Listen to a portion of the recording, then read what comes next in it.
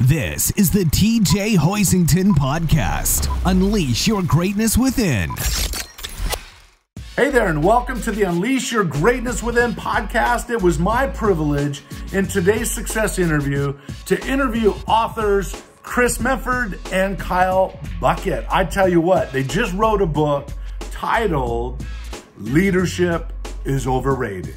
You already know. My passion and my mission to help you unleash your greatness within. My heart goes out to the underdogs that's on their way. If you think you can go from good to great, okay, let's motivate. GreatnessWithin.com. TJ Hoisington. GreatnessWithin.com. Oh, if you dreaming it, believe in it, work hard for it, and in the process serve others in a positive way.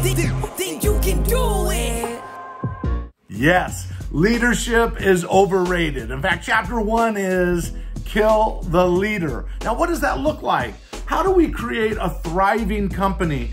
What do we need to be thinking about in terms of leadership and designing a culture and a way of thinking and leading a company? That's exactly what we get into in this interview. Now, if you're watching this on YouTube, hey, do me a favor, subscribe if you wouldn't mind.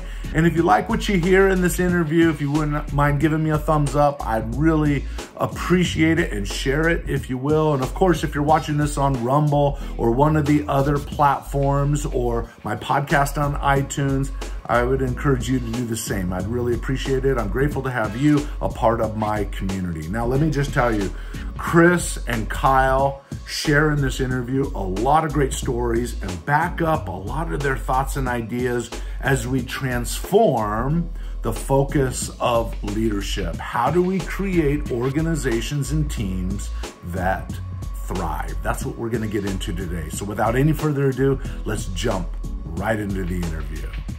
Chris, Kyle, welcome to the Unleash Your Greatness Within podcast. Nice. Oh man, we're thrilled to be here. Thanks for having us, TJ. No, Thanks for having us. Absolutely thrilled to have you guys on the show. I read your book, Leadership is Overrated. So before we jump into the book, before we jump into some leadership principles, which I know my audience is going to enjoy, and it's going to be great to hear it from you guys. But let's jump into a little bit, just a brief history and a little background of each of you. Go ahead. If you I'll go first, because I find if I go after Kyle and he talks about his extensive experience in the Navy SEALs, it's pretty anticlimactic. So my name's Chris Mefford. I've been doing predominantly marketing and leadership for the last 25 years. I worked in some pretty great organizations, Dave Ramsey's organization, where we won Best Place to Work for 8 straight years in a row. I'm now out in San Diego, and I work with an organization called TCW Global, and we've won Best Place to Work now for 7 years in a row. And it's just so easy to get that accomplishment, but it's so hard to make others buy in and figure out how to get on board and turn their organizations around so they can be voted best place to work. But that's totally me in a very, very short nutshell, because Kyle is going to make me feel insignificant. Okay. Geez, well, thanks, buddy.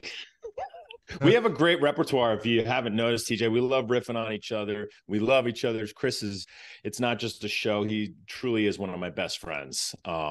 We met back in 2017 at a fun little event, and we just hit it off, and we started talking about culture and organizational culture, and that's how the book came about. But anyway, a little bit about me. I am a retired Navy SEAL. I spent 20 years in the military, had a wonderful career, got to do a lot of fun stuff, everything from, single man operations all the way up to my largest operation with 800-man Marine Force, 22 helicopters, 24 tanks, Army Corps of Civil Engineers, and who were building roads and bridges, and a lot of fun stuff in the middle, including, tech adoptions in the Navy SEAL community, running a training organization. I like to say the most elite university in the world, which is training Navy SEALs to be snipers or communicators or, jumping out of planes, etc.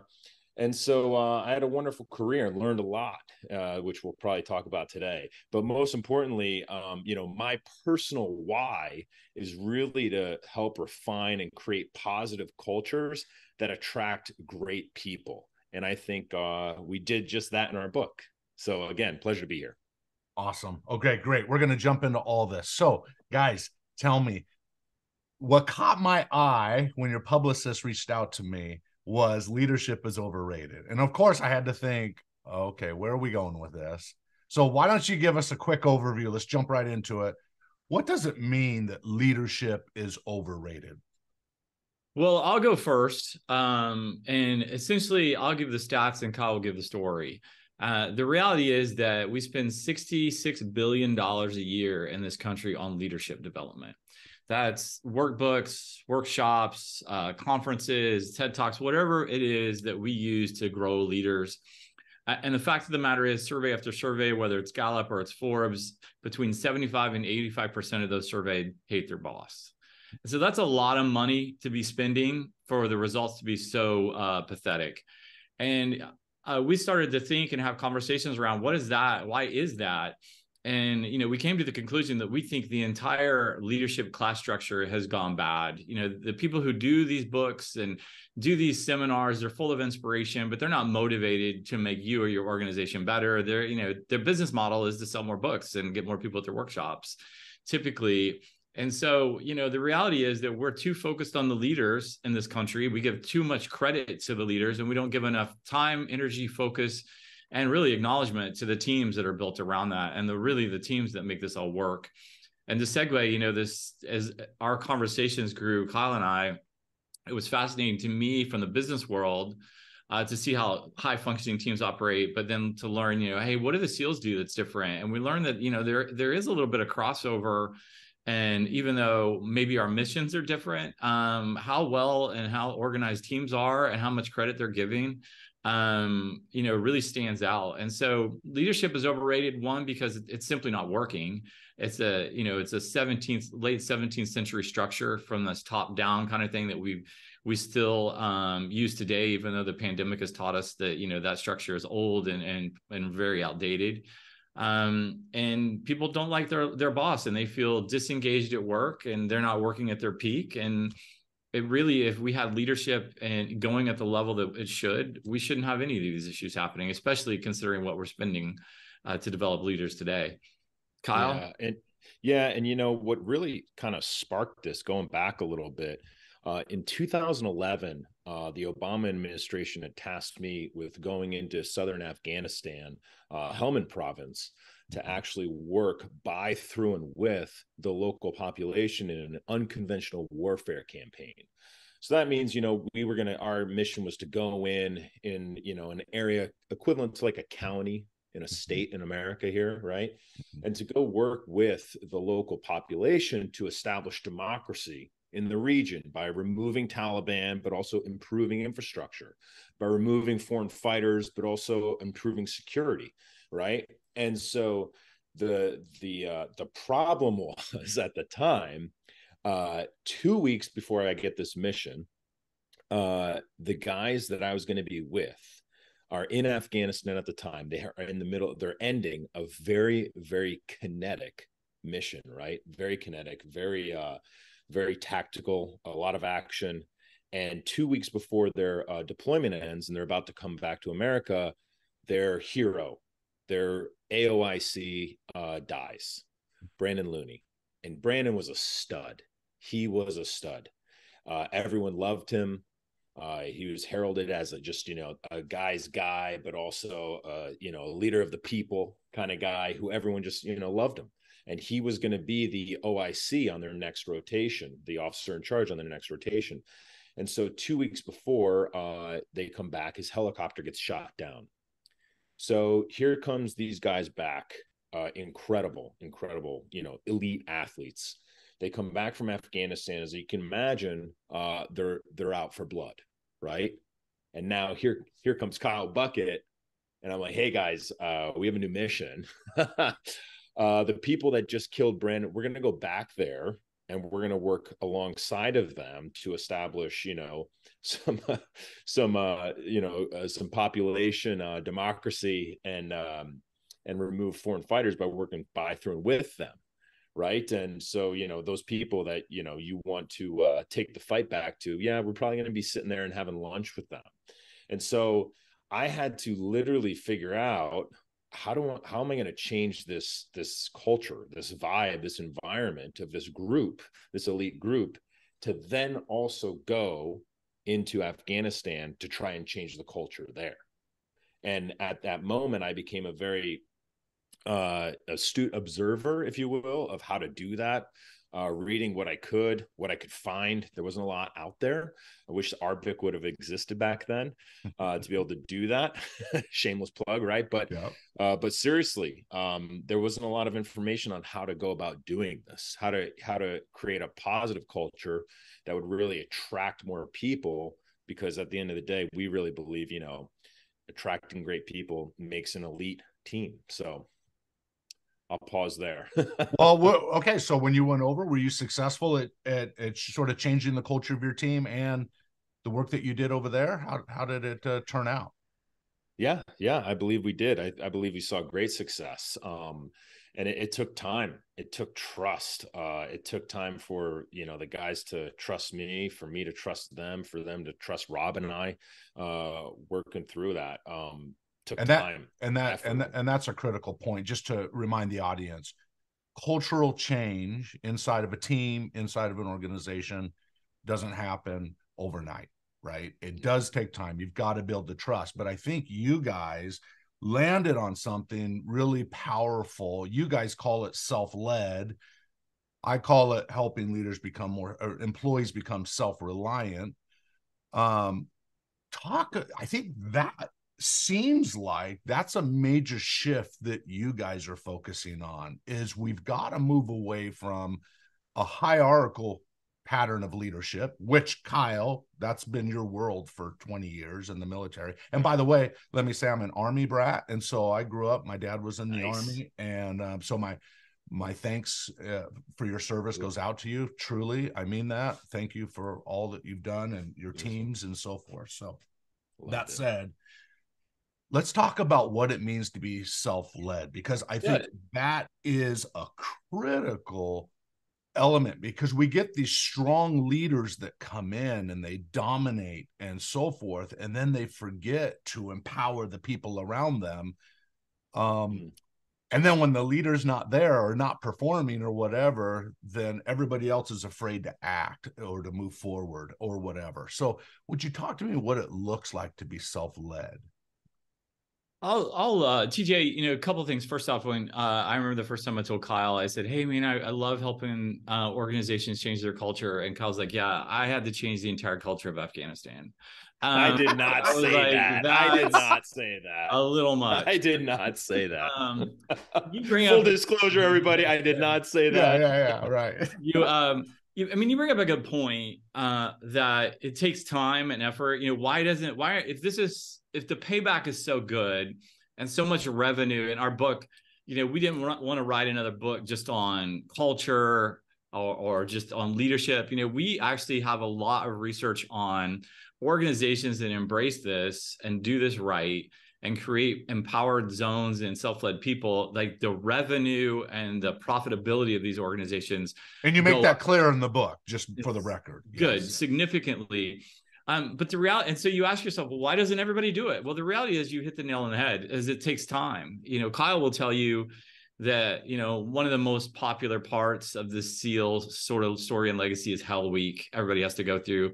Yep. But it takes almost 2 full years before you get your sort of first mission along those lines, or that you can consider yourself a SEAL. And so if you want to create a world-class organization, it takes time, it takes effort, it takes training. And quite frankly, a lot of people aren't that invested in spending that much time, energy, and effort. And they want to take the shortcut. And what they end up with is constantly missing the mark or turning on average.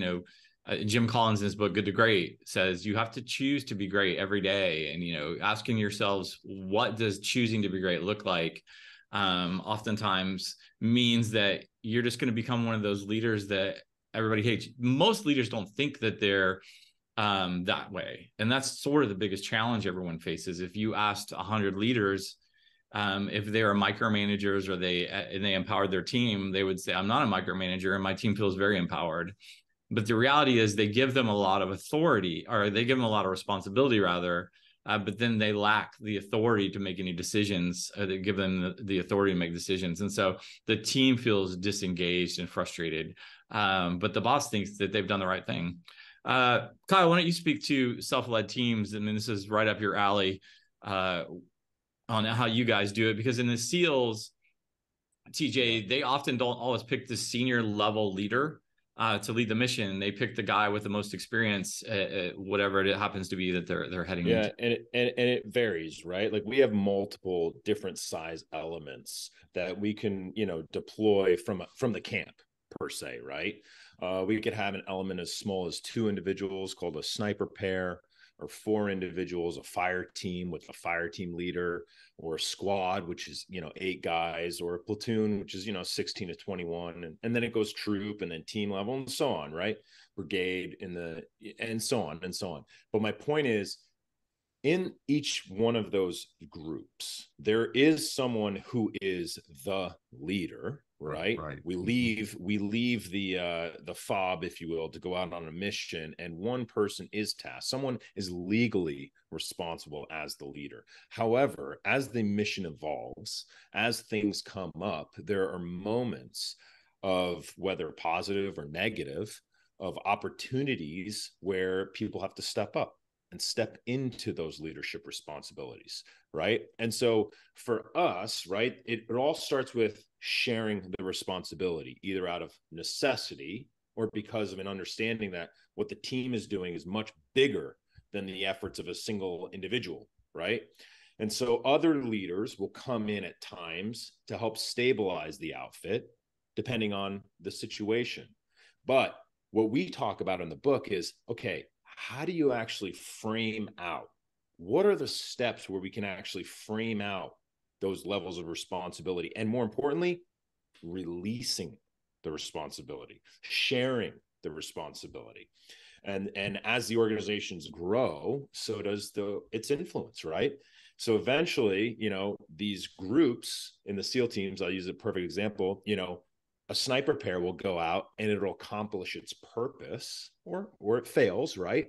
Let's be real. But most of the time it accomplishes its purpose, and then it's done and it finds its new mission.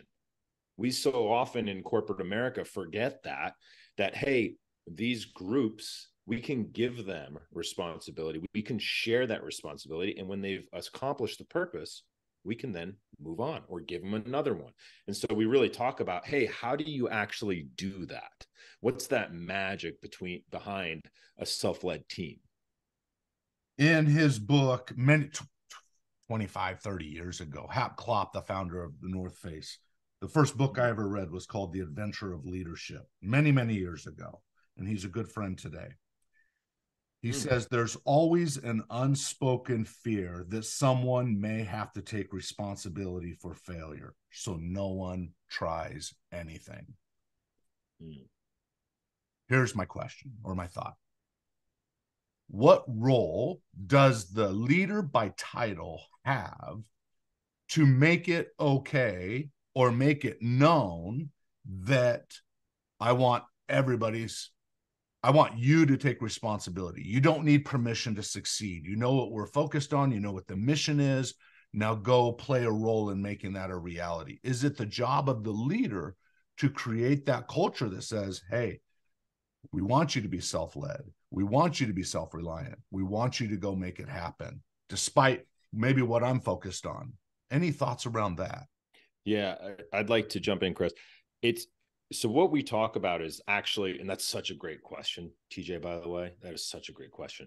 What we talk about is the leader coming in or already there is building the framework to take that responsibility, to improve that responsibility, right?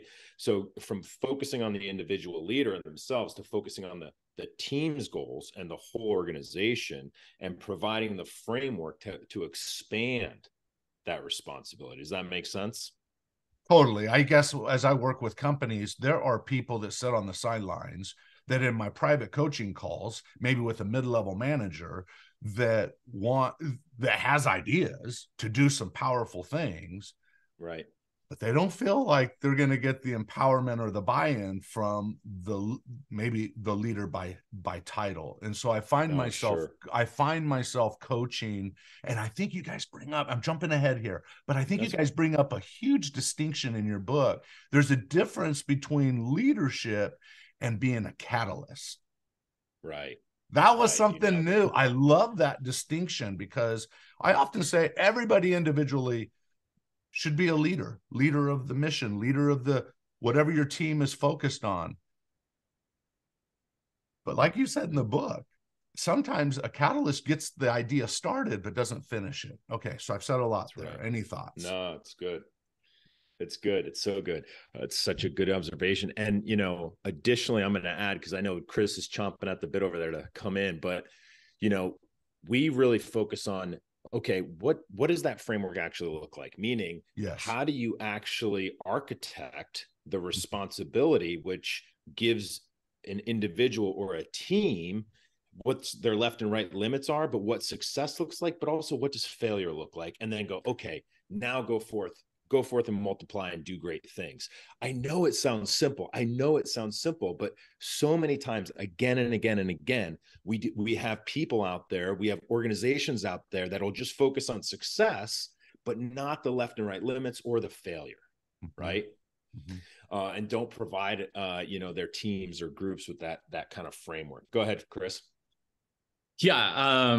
Well said by everybody. I mean, I think the issue comes down to trust, and it makes me chuckle a little bit when I hear stories like that, because I think it's very, very common. You know, people are afraid to step up and take responsibility, or they're perfectly happy with the status quo. And when you give your team the ability to sort of lead themselves and give them the authority to do so as well, that really changes up your comfort level, and it really speaks to how much you trust your team. And here's what makes me chuckle the most is when I hear people that the real reason they don't want to give up control is because they don't trust their team, or they don't know that they can trust them to do together. I think to myself, why haven't you brought your team to a point where you can trust them? And two, if you don't trust them, why do you keep them? Like you're the problem and the solution. Exactly. Right. And, but we always just want to point out everybody else's problem. But the reality is we have the power to fix this immediately. And that's to spend the time necessary with your team to make sure that they know what decisions to make and how much authority they have. Like I always say, I want to empower everybody on my team, but I'm not creating dictators. Like we're still a team. It's just my role is different now than just telling you exactly what to do and you reporting back to me that it got done. I want to give you the goals. Let me give you an example. I was working at a company a little while ago, and we were always missing our budgets. We had a ton of, I had just been elevated into the role of VP. And so what I discovered was our expenses were way out of hand, and we had a lot of them. And I kept trying to figure out how to manage it and make it work. And, current leadership tells me I'm the boss. I make the decisions. I'm the one that has to figure it all out. Everybody can trust me, and then I'll give out the plan. Well, I tried that for a few months, and I kept going down to close the book with the books with the CFO, and it was embarrassing. And finally, I went up and I called everybody together that spent money. There's about 18 people on the team who was responsible for like spending money, whether it be booking hotel rooms or paying for printing or whatever it was. And I said, we have to figure this out together because I cannot do it on my own. And I'm going to bring one of you each month with me to close the books with the CFO so you can feel it the way I feel it. Huge. And I'll tell you what, within a month, we had things straightened out. It was really the most powerful leadership lesson I had ever had. I went to business school. I never had a lesson like this. And it was, when I finally said, I need your help and gave them the power to do it, we fixed everything. I mean, we went from $3 million down to $10 million up. And it wasn't just because we were spending that much and didn't know, but we started operating so well that we started adding in more work and we created new opportunities as a result. And we were sitting in a conference room, I remember a few months later, and we were going to make a change to one of the events we were doing. And someone said, well, if we make that change, that's going to change our budget. And so that was the first time I'd ever heard anybody outside of myself be concerned about what they were spending, how they were spending it, because they felt like they had ownership of that. And that's really when things changed. And that just allowed me then to focus over here on all the other stuff that I'd always been wanting to do. But I was so consumed with trying to be this leader that the world told me I needed to be, which is you're in charge, you call the shots. It's one man or woman that will decide everything. And then you just come down from the high hill and tell everybody how it's going to be done. And that style of leadership is outdated and it doesn't work. And it's holding leaders back. It's holding your organization back. It's holding your team back. And it's why people are so disenfranchised with work these days. Totally agree. Totally agree. So you did a couple things there just so I can kind of point it out. Number one, you said, hey, I could use some help, right? I trust you 18 people that are working with me to help me out. So help me out. Number two, you're going to take that person alongside you sort of as a mentor and actually kind of job shadowing in a sense, and have that person see kind of the end result of this discussion or where it goes from here and so forth. So everybody's learning. You gave the okay. I think it's difficult for people to say, I don't know. And it seems like in my consulting, I'm trying to inspire people that it's okay not to know. That doesn't mean you don't try to learn or you don't try to figure it out. But you know what? Know when you don't know and bring people in. You remember the movie, for any of you watching this podcast, you might remember the movie Master and Commander with Russell Crowe. And there's a point where there's a cannon shot from another ship, and it knocks the captain, Russell Crowe, down to the ground. Next thing you see is him stand up and him shooting all these orders on what people need to do. The challenge is, what would happen if Russell Crowe never got up? And then all these people were left to themselves. And I think that's what leadership in part is sharing that responsibility, giving people more, because I think leaders oftentimes become the bottleneck of success. They get in the way when we know that research shows that people want to be in on things. People want to be part of the growth. And that's in large part, that's where maybe their fulfillment and their happiness at work comes from, is being involved in a purpose bigger than themselves, I think. So TJ, if you read the book, you probably read the story about the Belgica, which is right up, the ship. Yep. Belgica is a 19th century explorer ship. Roald Amundsen was just a chief scientist, and it had a doctor on there named Cook, and it had a first commander and a captain, and they went off to find the South Pole. Ended up getting stuck in the snow. For 18, what was it? 18, how many months? I mean, like over a year, right? Yeah, they were in the snow 18 months. The sun went away in March. They didn't see it again until June or July. The captain got the doctor who had been brought on. This is a classic, great example of what you're talking about. The doctor who had been brought on to keep everybody healthy and heal those who had got sick said, hey, we're stuck out here. We need to start eating some raw meat and penguins. And the first commander and the captain said, excuse me, absolutely not. We're not doing that. Yeah. So that's a typical leader saying, hey, here's your role. Your role is to keep us healthy and safe. And when they come to him and say, hey, this is how we're going to do it, they say no. Did they have any good reason? No, they just thought it was gross or disgusting and they didn't understand it. First commander and captain ended up getting completely sick. Immediately when they're sick and incapacitated, Roald Amundsen and Cook, the doctor, said, here's what we're going to do. And they knew exactly what to do. And they got working with the men. They worked together and said, how do we build morale? Let's sit around and tell stories. We're not going to sit here in the dark and give up. Let's figure out together how we're going to get the ship free. And it was really only once the captain and first commander removed themselves that everything got better and got healthy. And here's the crazy thing.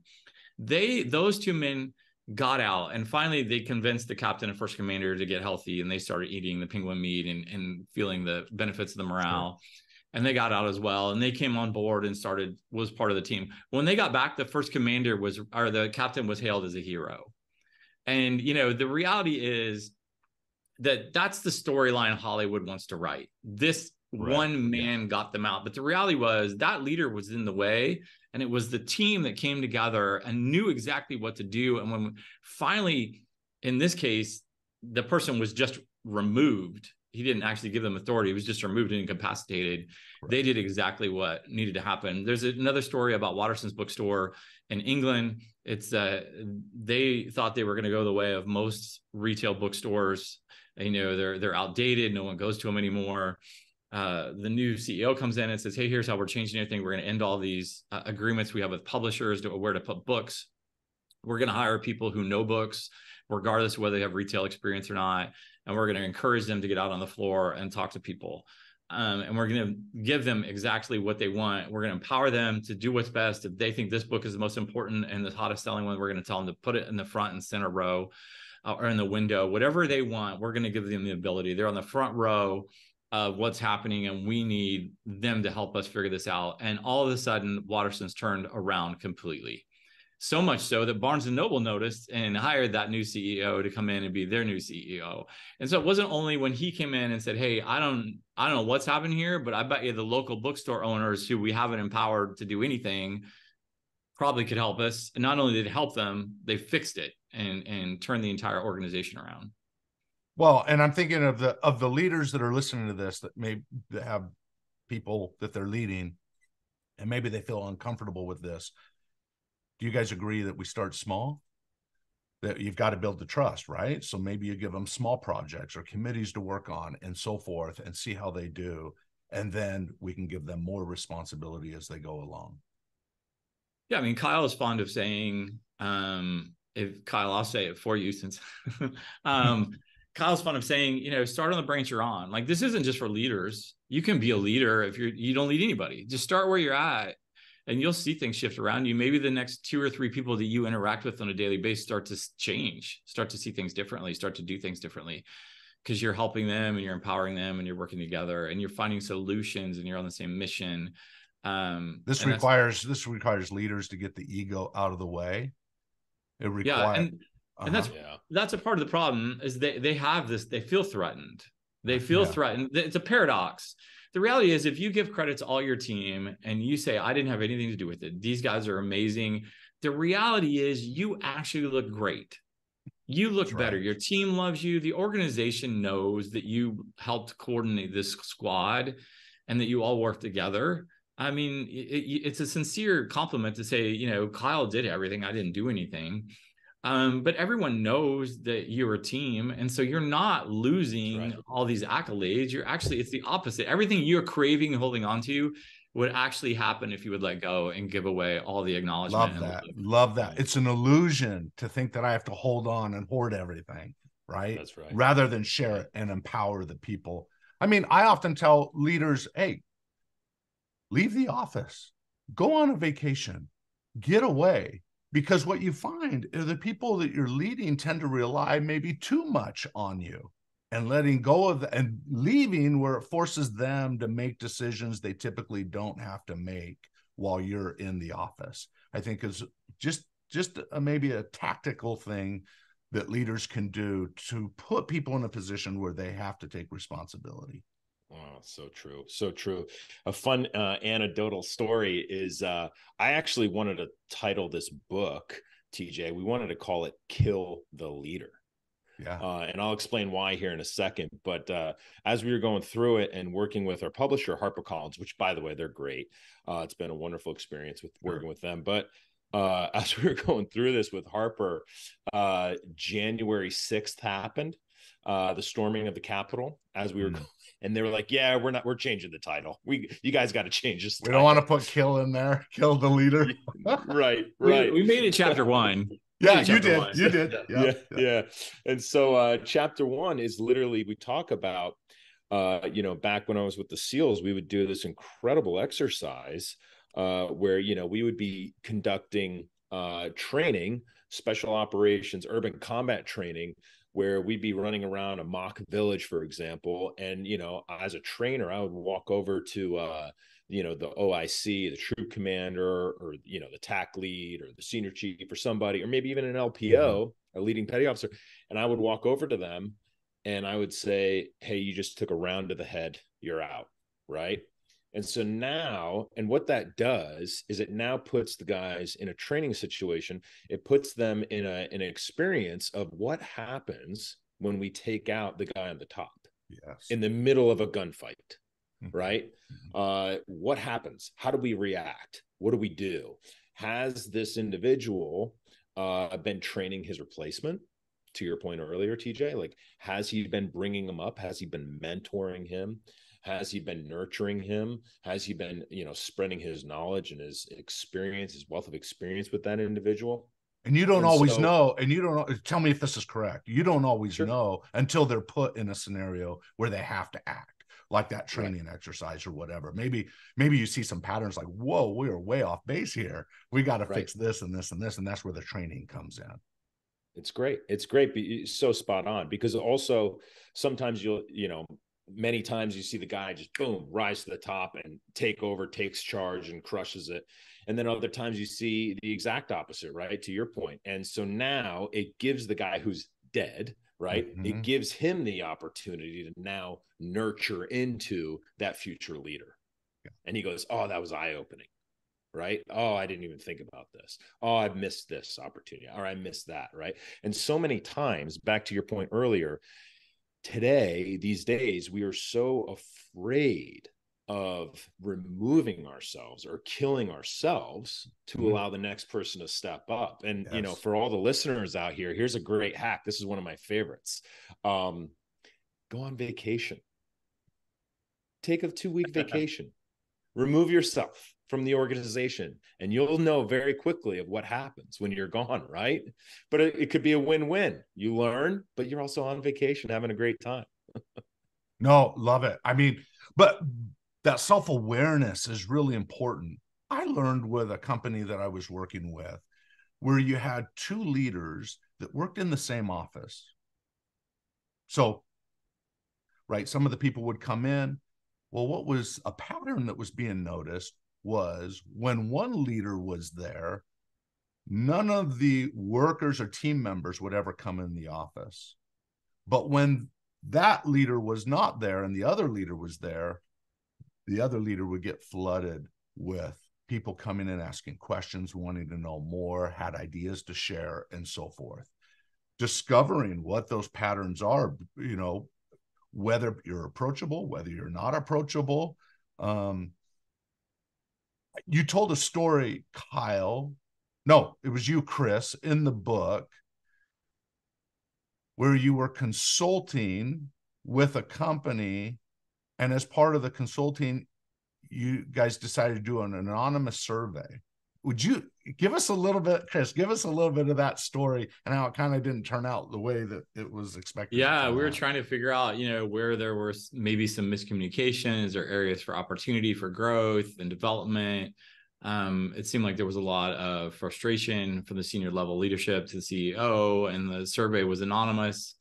And we came back with the results, and because it was anonymous, it was it was probably a little tough for the CEO to hear, raw, and he demanded to know who said it in the room. And so it's, at that point, what can you do? I mean, you now what he's basically saying, tell me who said it.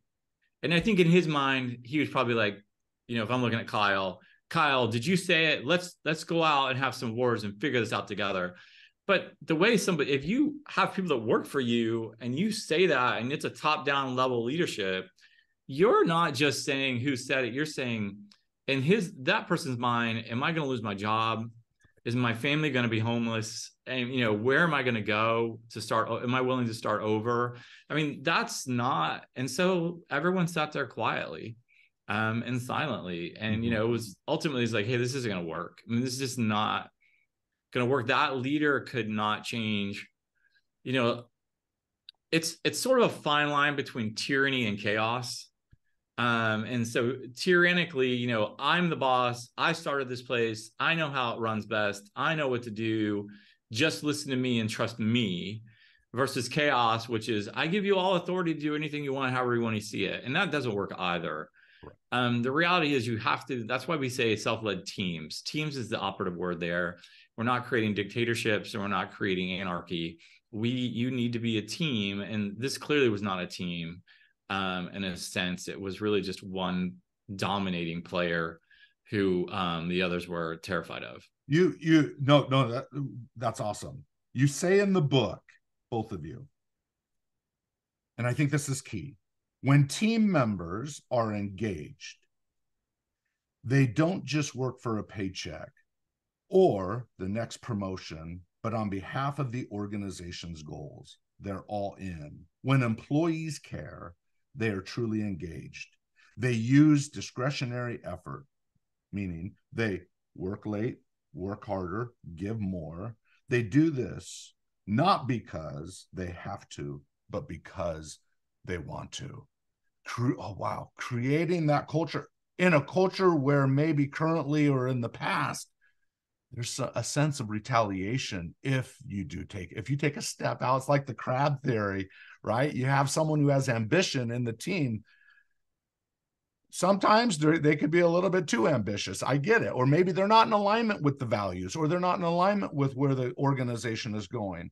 But sometimes people have tried to maybe take a step forward, like the crab in the bucket, where one's trying to get out and the other five are pulling that one down. We leaders play a role that are in position to, tell me if you don't agree with this or where you guys stand, but I think the leader has to communicate the system, the structure of this is how, this is the kind of culture that we want, which really goes down to go ahead. You have a thought. Yeah, I mean, the truth of the matter is it's usually about trust. It's about laziness. They don't want to put in the energy or effort. It's inconsistency. If they do, which is another reason people are disengaged at the office and they hate their boss, it's because there's just this level of inconsistency. One day we're up, one day we're down, one day we're into it, one day we're out of it. And the reality is disengagement or worker experience are the two hot sort of phrases and words that are permeating everywhere now. How do we get more engaged employees? Really, it comes down to this. We're just saying, how do you get somebody to work at their peak? Yes. How do you get somebody to work in really, really hard every day and get excited? And that's give them ownership of something and a goal that they have to achieve, and make it clear and concise and not overwhelming. And it's not hard to do this. And we make it so hard because we get ourselves in the way. I promise you, if every leader out there listening to the podcast right now would say, I'm gonna spend the next month not worrying about anything on my plate. I'm going to worry about what's on Sheena's plate, what's on Max's plate, what's on Kyle's plate, what's on TJ's plate, and I'm going to work and pour my heart and soul into them. You will see an amazing transformation in your own leadership, in your own department, in your own success, in your own profitability. It goes on and on and on. But in leadership in this country, which is why it's broken and we say it's overrated, is we are told time and time again, you are the only way, you are the boss, you are in charge, you make all the decisions, you have all the solutions. And that's just not the case. Agreed. 100% agree. Okay, let's shift because of the time. Let's shift. Let's talk about empathy. I think that's critical. I in the old school autocratic leadership style, it doesn't seem like there was a lot of empathy, if you will. And so what does empathy look like today? You guys write a whole chapter on the need for empathy and so forth. Kyle, I wonder what empathy looks like. If you wouldn't mind just sharing maybe what it looked like in kind of the SEALs world. What does that look like? Sure. It's such a great topic. And, it's challenging. I think this is something that many of us really, really struggle with. I know I did. I had two guys that were working for me that, I'm running an elite team, right? An elite organization, a platoon. And I had two guys that were, it's a young man's game to a degree, right? We're all elite athletes. I mean, I had a guy in my platoon that was running literally a 4-minute mile, to put it in perspective. I mean, yeah. And he would do and I just think of the mindset of these guys are all like A person. I don't know if this is true, but personalities, hardcore, raise your standards. We get it done. No excuses, kind of all that. That's right. That's right. Very competitive. And don't forget, very intelligent, very intelligent. Right. You'd be surprised at the average IQ of Navy SEALs. They are very intelligent individuals. And so, anyway, so very competitive to your point. And I had two guys, and I was married at the time to my beautiful wife, but we didn't have any kids yet. And so these two guys they had 2 or 3 kids each.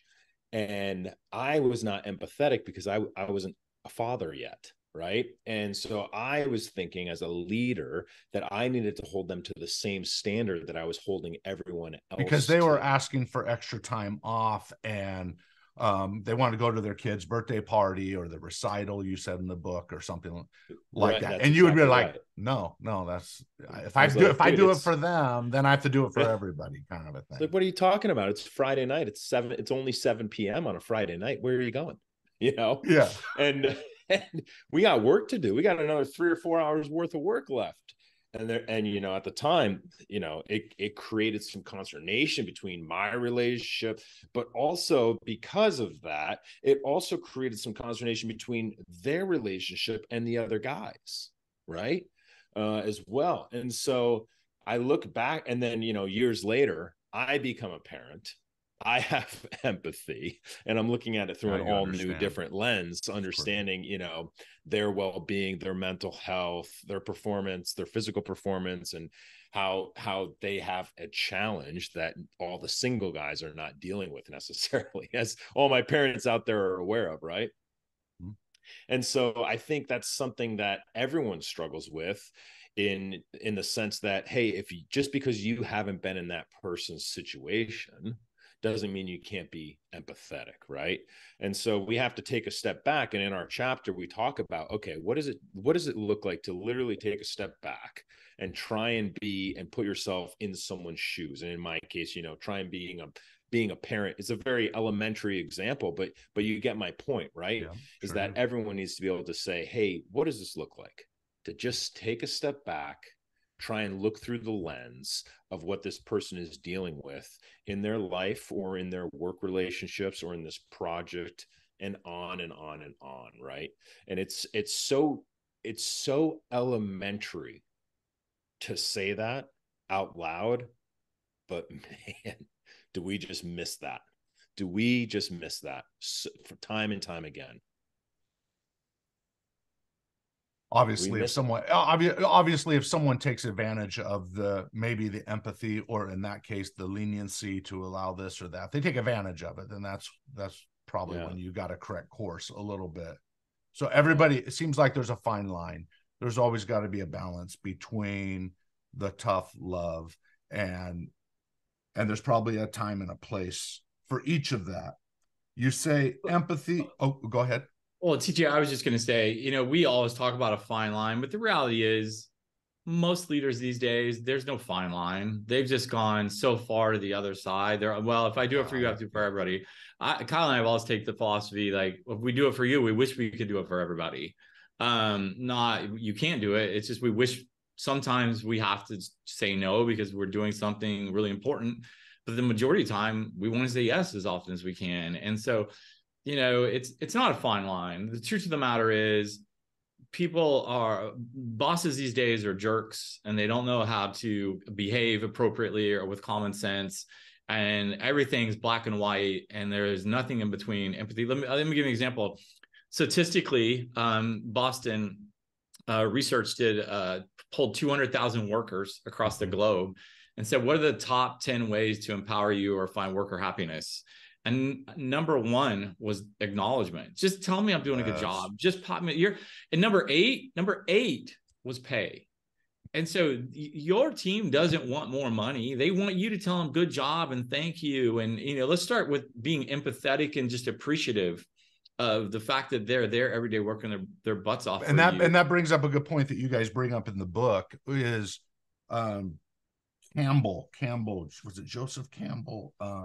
Burger King. Burger King. Just about how he made it clear, and then you guys quoted the book In Search of Excellence, and you just talked about how what was the phrase? Just touching people, not physically touching them, but connecting regularly with your people, walking around, making sure that they know you're alive, that you care about them, that you're thinking of them, and so forth. Any thoughts around that?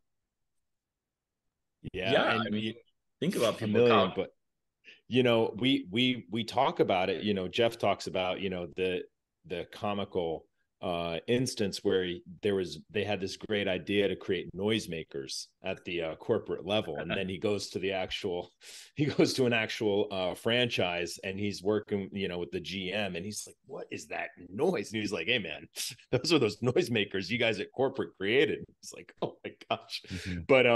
But really, back to the topic is, when you unleash, what we talk about is when you unleash the true power of a human being, right? By being empathetic, by understanding their needs, by understanding their desires. This is something that, we get so romantic about. If someone desires to Chris's point, acknowledgement, who cares? If they desire financial rewards, who cares? If their desire, their motivator is, time off, who cares? If their desire and motivation is adventure, like, who cares? Because when you are empathetic to whatever their motivators and their desires are, you unleash that true power and you get something more. You get innovation, you get creativity, and you get a self-led team. And so understanding the power of the soft skills is really the only way, we believe, to create an organization of people who learn to lead themselves. But to do that, you have to change everything we know about, these micromanagement tools. I want to chime in because that's just something that I'm really passionate about and frustrated with as well, is we somehow think, again, these Machiavellian leaders who are always in charge and they have to call all the shots. And we dismiss the soft skills, the empathy, the acknowledgement, the encouragement, as if they don't mean anything. And it's true. You can do business this way, but here's what happens when you do business this way. 85% of your team hates you. Yeah, exactly. Ken Blanchard was on my podcast 4 years ago. Ken. And he said, great guy, right? So he said, number one, all leadership is mirrored throughout the organization. Ken Blanchard said on that podcast that the soft skills are the hard skills. And sometimes we overlook that. We think it's just fluffy and soft.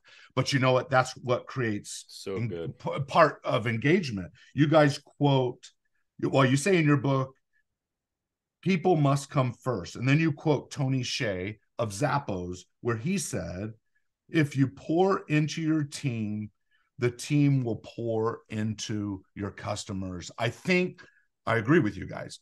There is the law of reciprocity, right? If I get that leaders rise to leadership because they're oftentimes willing to go the extra mile, they're willing to work the midnight oil, they're willing to do the extra things that are required, they're willing to do a lot of things that others aren't. So all of a sudden they're noticed as a leader because they stand out.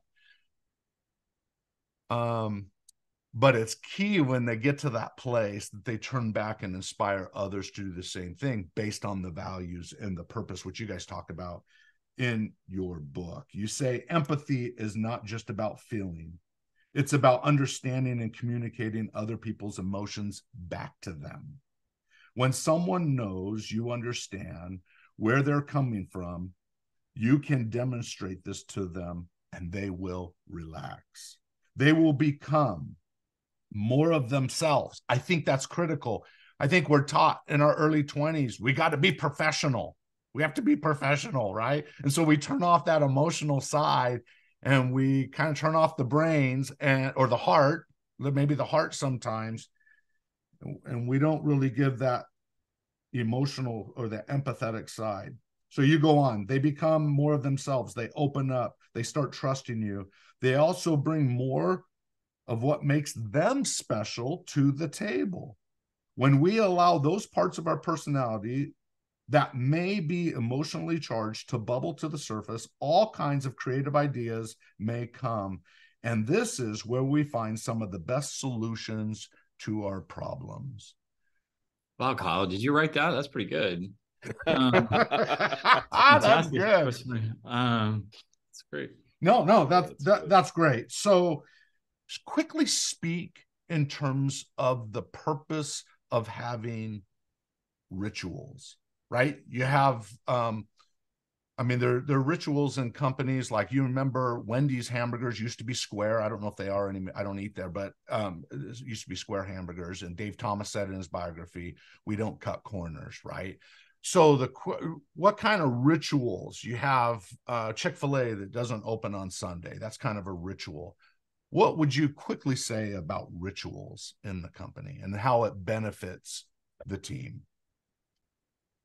Chris, that's Kyle. Oh, you want me to go, Kyle? I mean, this is your baby rituals. I mean, I feel like rituals can be called like inside jargon jokes. I worked with a company and everybody who joined the company had to read like 5 books, and it was all the same 5 books. But the cool stuff was we started pulling out little things from the books. And if you didn't work there or you were new and you didn't read the books, you would be lost. But it became like a fun kind of way for us to connect and get involved. And sometimes when times are tough, we might drop one of those phrases in as a connecting point. But I feel like rituals and finding a way, rituals are also a great way to sort of build consistency with what you're doing. And, a lot of leaders can be great for a little while and then they're pretty inconsistent and that leads to frustration. But it's the ritual, whether it's giving somebody a nickname or working in a phrase that seems to happen because you've all read the same book, or whether it's a fun meeting that you create. I created this meeting called the Brand Wagon. I started with just 2 people and we go over to Cracker Barrel. And pretty soon it grew to 3, and then somebody else joined the team and it was 4. I feel like it's a little bit like the hangover speech for the I was a lone wolf pack and now I had 2 to it. But the truth of the matter is people from other departments started to ask, hey, how can I become part of that? Yeah, and so it grew so big and so large. We moved it out of Cracker Barrel and there were like 40 people and moved it into the warehouse. And I'll be honest with you, I didn't care if we talked about anything work related. We had so many different people from so many different departments, and I needed them to have relationships with one another so that when things did need to get done, they knew who to go to and who to work with. And I think sometimes as leaders, we try and attach so many significant things to something. Like if it's not directly driving revenue, it's a waste of time. But the truth of the matter is, building on the soft skills, creating rituals, creating things that people can feel empowered by or feel unique or feel a part of the team and drives them deeper into commitment. Those things are worthwhile more than any meeting you could probably ever put together. Yeah. And I would like to add on top of that is what is so important and what we really dive into is the regular ritual or stand-up meeting or whatever it might be that you have around your organization.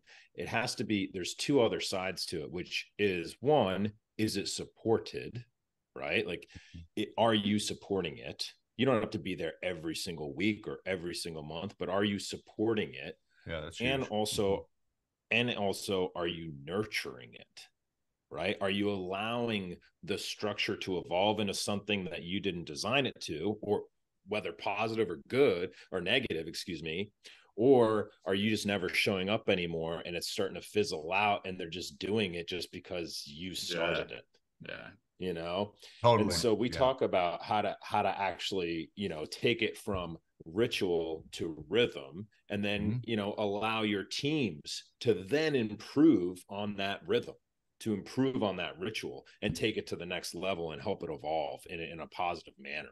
That's supporting the environment, that's supporting the vibe and the culture of the team. I feel like we could spend an hour talking about rituals. Yeah. I get that I'm bullet pointing it, and I apologize for that. But I thought that was really rich, and I think it builds faith. I think it builds, like you said, consistency in the company. But it also, I think, when you have some of these rituals and things that kind of define us as a company, it shows that you care. Shows that you care. That's right. Right. One of my all-time, well, 2 of my all-time, I'll do a little quick. 2 of my all-time favorite like Navy SEAL rituals. One is in basic training, BUDS, Basic Underwater Demolition School. At the end of each phase, there's a ritual that the students get an opportunity for, like an hour on a Friday night at the end of the entire phase to do little like SNL, Saturday Night Live skits on the instructors. and they are hilarious because it's no holds bar, carte blanche. You can say whatever you want to the people that have just been beating you down for the last, 2 to 3 months. And ththose skits can be hilarious, right? And the camaraderie that comes from that, because now what's going to happen? They're your instructors now. In 2 to 3 years, they're going to be behind you or in front of you in a battle. They're your brothers. And so it's a phenomenal ritual, a fun one. The other one that I love that is incredible, which corporations, groups, teams, whatever, can totally do this, which is the AAR, the after action report discussion, right? After every single mission, we're all exhausted. We're tired. We'll come back into the hooch. We'll all sit down and we'll grab a cup of coffee or, whatever, a protein shake, and just relax. The weapons, the gears, everything's put away. And we just talk about what just happened. And we put all egos aside and we go, hey guys, Kyle here. This is what happened. We were taking down building A114. And I went into the right room by myself, and I completely should have just held on the hallway. I shouldn't have taken that room. I completely jacked up, and this is what I learned from that. And thank God I didn't get shot or blah, blah, blah. And we just remove emotion so that everyone can learn from that experience, right? And it's one of my favorite all-time rituals to just go through so everyone can learn, right? So I just those are some just great examples of, how you take that ritual into like a, consistent rhythm after every mission, No, that's awesome. The last thing that you guys, or one of the last things that you guys talk about in the book, is humility.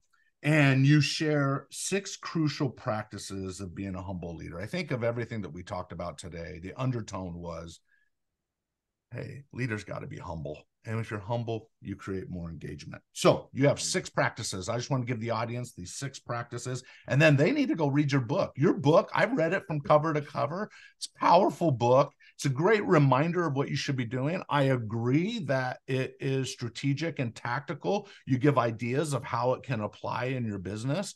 So make sure everyone who's listening to this podcast go out and get Leadership is Overrated. TJ, they can go to leadershipisoverrated.com and they can read all about it, read some excerpts. Maybe you could just share a little bit. We tried to write this book so it wasn't a typical business book full of stats and data. No, it's not. Got stories in from Aretha Franklin, Icelandic soccer, Russian military invasions, and explorers. I got a little history lesson. Like, I never thought that Genghis Khan was a feminist. Now we don't need to talk about that. You guys need to go into the book and figure out how that might be true. Anyway, there's some good research on that and a cool historical story. So that's really good. So I just want to remind all leaders to be humble is vital. So here are 6 practices of a humble leader. Number 1, and then I want each of one of you to respond to each one of these. Okay. Listen more and talk less is number 1. Any thoughts there? Yeah, listen more, talk less. Like, your team will tell you what needs to be done. As a leader, you don't have to have all the answers. Listen to them and they'll guide you and make you look great. Just shut up and listen. Love it. Okay, number 2, show appreciation. Kyle? A little goes a long way in meetings and on group chats, calling out people for their successes. And it goes back to what I was saying earlier, which is trying to figure out and show appreciation in the manner in which those individuals are motivated, right? By just understanding and being empathetic and understanding how individuals are motivated, it's really easy to show appreciation. Number 3, step out of the spotlight. Ooh. That's a good one. Yeah, step out of the spotlight. Start shining the spotlight on your team. You're not as amazing as you think you are, and you're not as bad as you think everyone thinks you are. Start putting the focus on your team. Start putting your energy into your team. You give too much credit to the leader, not enough to the team. Get out of the spotlight.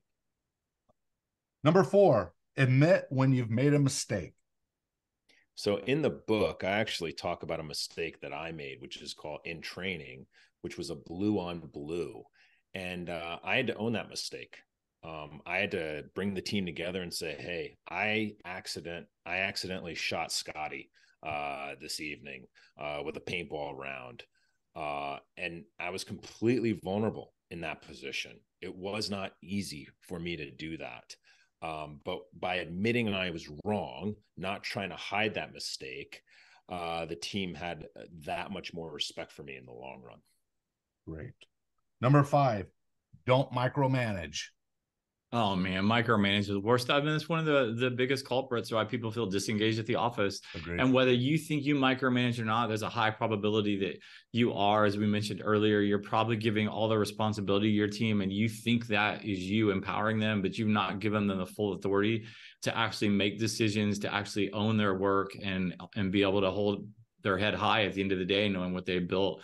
And you're coming in and you're not letting them do their job as powerfully as they possibly could.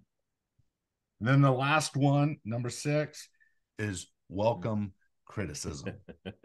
The hardest one, right? I would kind of say, hey, which one's harder, admitting when you've made a mistake or accepting criticism? Like, they almost go hand in hand to a degree of which could be more challenging. But, you know, hearing how far you've fallen short or screwed something up, it never feels good. And if you're not able to receive that kind of criticism, you need to take a hard step back at yourself, because it's only going to take a matter of time till everyone can just see through that, right? We need to be open and honest to the same kind of criticism that we might be delving or feeding back out, and it's only going to make you better. Yeah, I'll just add in, Kyle and I had a conversation. Our book comes out at the end of August. And I said, hey, be prepared. We're picking a fight with the leadership industry. The negative reviews and the trolls that are going to come out on Twitter, on Amazon reviews, are not going to make us feel good. And so just, you know, we need to be able to take the criticism. And so I think being open to the criticism and letting the pain or the frustration of criticism kind of flow over your shoulder, and take it and be like, but I can still improve. We're good, right? It's not a reflection of your worth and potential. Right. So it's okay. Bring it on, bring it on, bring it on. It makes us all better. Okay. Where can people go and get your book? This has been an awesome interview. You guys are great. Kind of lead people where they can go to get the book. And so leadershipisoverrated.com. They can go there and get the book. They can read up more about Kyle and I. We also offer consulting and coaching and mastermind groups and things like that. So perfect. Yeah, we'd love to help out as many people as we can to get this message out. We will put that up so people can see it. And hey, good luck, guys. Wish you the very best. And thanks, TJ. I'm sure your book will become a bestseller. So let's make it happen. All right. Yeah, thanks, TJ. It's been wonderful to be here. You bet. All right. Bye-bye. Podcast listeners, thanks for listening. You've taken time out of your schedule, and I really appreciate it. Now, do me a favor. If you like what you heard, star it. Thanks. Now go unleash your greatness within. GreatnessWithin.com